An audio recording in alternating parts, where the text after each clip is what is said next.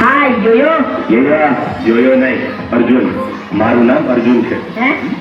એ ફ્રેન્ડ્સમાં તો તું યોયો જ છે, યોયો. જેમ આ ગૌતમનું ગોગો તેમ અર્જુનનું યોયો. ના, યોયો હતો. હવે મારે આ બધું છોડી દેવું છે ને ભણવું છે. ઓહો, હૃદય પરિવર્તન. હવે સાંભળો, 1 વર્ષથી એક છોકરીને હું છોકરી તરીકે મેસેજ કરતો, હમણાં આવે જ છે. મળવું છે ને? ના, મારે નથી મળવું. કોઈ મળીએ. હાય, કોનું કામ છે? મારે ગૌરીને મળવું છે. હું જ ગૌરી છું. મેં જ તને ગૌરી તરીકે બર્થડે વિશ કર્યું હતું. હવે તને કોઈની બે દીકરીને મૂર્ખ બનાવવાની હિંમત નહીં થાય. એ છોકરી, તું અમને ઓળખતી નથી. અરે ભાઈને તું આ લોકોની સાથે. અરે નહીં બેનકી, હું તો આ બધાને છોડવા આવ્યો હતો. બેનકી શું તેમ તને બોલ, કંઈક તો બોલ બેનકી, કંઈક તો બોલ.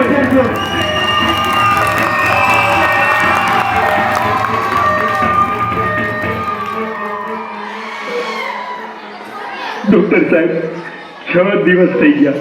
મારી બહેનની બાયોપ્સીના રિપોર્ટ આવી ગયા. તારો બેન પરનો પ્રેમ પણ ગજબ છે.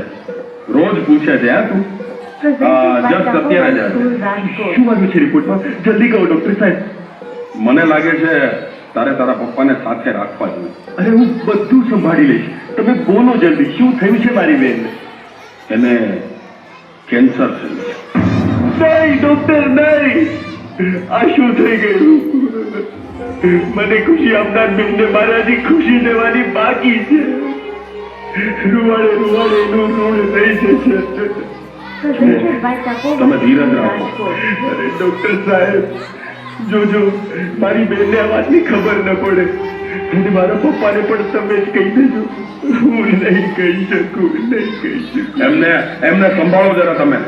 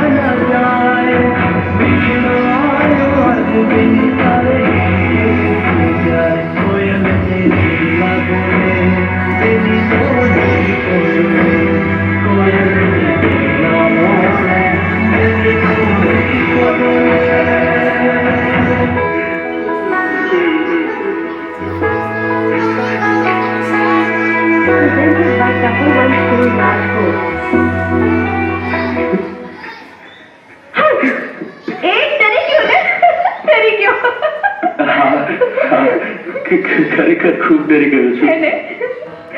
અરે મારો શેર જેવો ભાઈ ઢેર થઈને ઘેર કેમ બેઠો? તું રડે છે? બસ એવું લાગ્યું કે તું તારા ઘેર જઈશ ત્યારે વિદાય મને બહુ અઘરી પડશે. ભગવાન ના ઘરે મજાકમાં પણ આવી વાત નહીં કરતી. અરે મારો ભાઈનો આટલો બધો વાલ કરીશ તો હું વિદાય કેમ લઈશ? તારે મને હસતા મોઢે વિદાય કરવાની છે. વિદાય વખતે સૌથી મોંઘા મૂલી ભેટ તને આપીશ. અરે આ દુનિયામાં સૌથી મોંઘા મૂલો તો મારો વીર છે.